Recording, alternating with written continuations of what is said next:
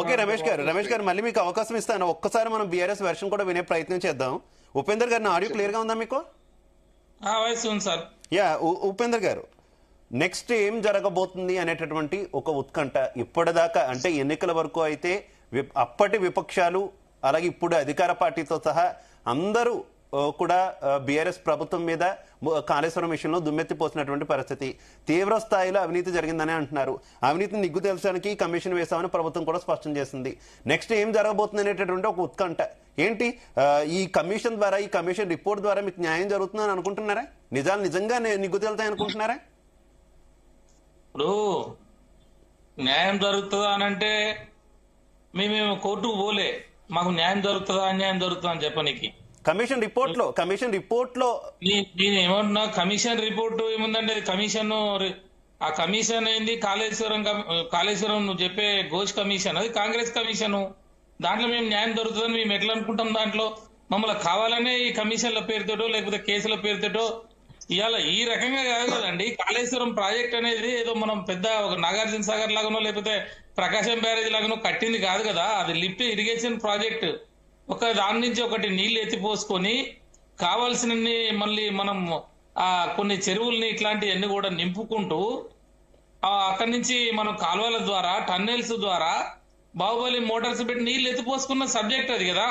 సముద్ర మట్టానికి 600 కిలోమీటర్ల నుంచి పైకి తీసుకున్న నీళ్లు మొత్తం కొన్ని వందల కిలోమీటర్లు తెలంగాణ పల్లెల్లో సస్యశ్యామలం చేయాలని మేము ఏ నీళ్ల కోసం, నీళ్లు వస్తేనే తెలంగాణ రైతాంగం, తెలంగాణ బతుకు మారుతుందని చెప్పి మేము ఆ రోజు ఉద్యమంలో చెప్పినాం. కాబట్టి కేసీఆర్ గారు వచ్చిన వెంటనే ఇంత పెద్ద ప్రాజెక్టు ఆసియాఖండంలో లేనట్టు అంత పెద్ద ప్రాజెక్ట్ ని తీసుకొని ఈరోజు సస్యశ్యామలం చేసి తెలంగాణ పల్లెల్లో మొత్తం కూడా నీళ్లు పారించి ఇవాళ 2 లక్షల 3 లక్షల ఎకరా ఉన్న భూమి తెలంగాణలో ఏ మారుమూల ప్రాంతం పోయినా ఇలా 30 లక్షల రూపాయలు ఎకరా అయింది. పంటలు బ్రహ్మాండంగా పండినాయి. భారతదేశంలో నెంబర్ 1 స్థితిలోకి తెలంగాణ పంజాబ్ ని తలదన్నే విధంగా మనం ముందుకు వచ్చాము.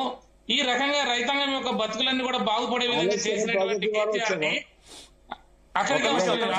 ప్లీజ్ క్రాస్ టాక్ వద్దు, ఒకరి తర్వాత ఒకరు మాట్లాడండి. కంటిన్యూ.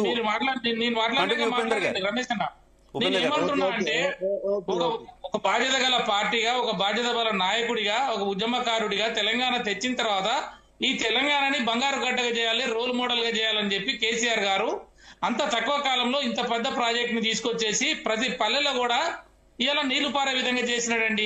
ఇవాళ తెలంగాణలో కాళేశ్వరం కట్టిన తర్వాత రైతు బంధు, రైతు బీమా పథకాలు వచ్చిన తర్వాత అనేక రకాలుగా పెద్ద మనకి మార్పులు రావడం ద్వారా ఈ రోజు తెలంగాణ రైతాంగం బ్రహ్మాండంగా బతికింది. ఈ రోజు ఎక్కడైనా కూడా ఈ ప్రాజెక్టే కాదండి, ఏ ప్రాజెక్ట్ లో కూడా చిన్న చిన్నవి వస్తాయి. అక్కడ భూమి కంపిస్తానో లేకపోతే కింద మట్టిలో సంబంధించినటువంటి ఇసుకనో ఈ నీళ్లు పోయినప్పుడు జరిగితే 1-2 పిల్లర్లో ఏదైనా క్రాక్ వస్తే రావచ్చు కాక, దాన్ని పట్టుకొని వెంటనే ఎవరు లెటర్ పెట్టకున్నా ఎన్డీఏ వచ్చేసి వాళ్ళు రిపోర్ట్ ఇచ్చేసి ఈ రకంగా వాళ్ళకి కేసులుగా మలిచి దాన్ని రిపోర్ట్ ఇస్తామని చెప్పి రిపోర్టు ఈ దేశంలో ఏ కమిషన్ రిపోర్ట్ ఇచ్చినా ఆ కమిషన్ రిపోర్ట్ కి ఎలాంటిది ఏం లేదండి. వింటున్నారా? ఈ కమిషన్లతో అయ్యేది లేదు, ఏం లేదు. మేము ధర్మబద్ధంగా, న్యాయబద్ధంగా రైతాంగానికి చేయాలనుకున్నాడు కేసీఆర్ గారు, చేసినాడు.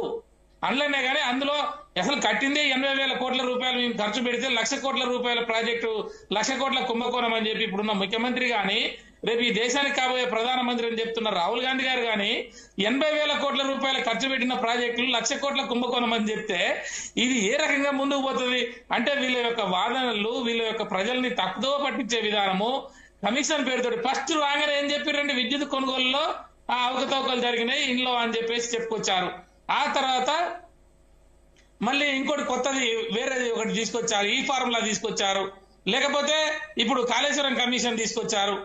ఈ రకంగా కమిషన్ల పేరుతో 420 హామీలు ఇచ్చినారు. 1 కాదు, 2 కాదు. భారతదేశ చరిత్రలో ఏ రాజకీయ పార్టీ స్వతంత్రం వచ్చినాక ఇన్ని హామీలు ఇవ్వలేదు. హామీలు మీరు కంప్లీట్ చేయండి మహాప్రభు అని అడిగితే ఇవాళ కేసీఆర్ గారు కాళేశ్వరం దాంట్లో కమిషన్ అని, లేకపోతే ఈ ఫారంలో దాంట్లో ఇదని చెప్పేసి ఆ రోజు ఫోన్ ట్యాంపరింగ్ అని చెప్పేసి, లేకపోతే విద్యుత్ కొనుగోలు అని చెప్పి ఇట్లా ఎన్ని రోజులు మీరు కాలం గడిపి మధ్య పెడుతున్నారు మేము అంటున్నాం. ఇప్పటికైనా మీరు నిజంగా మీకు చిత్తశుద్ధి ఉంటే ఆ కాళేశ్వరం ప్రాజెక్ట్ ని బాగు చేయండి.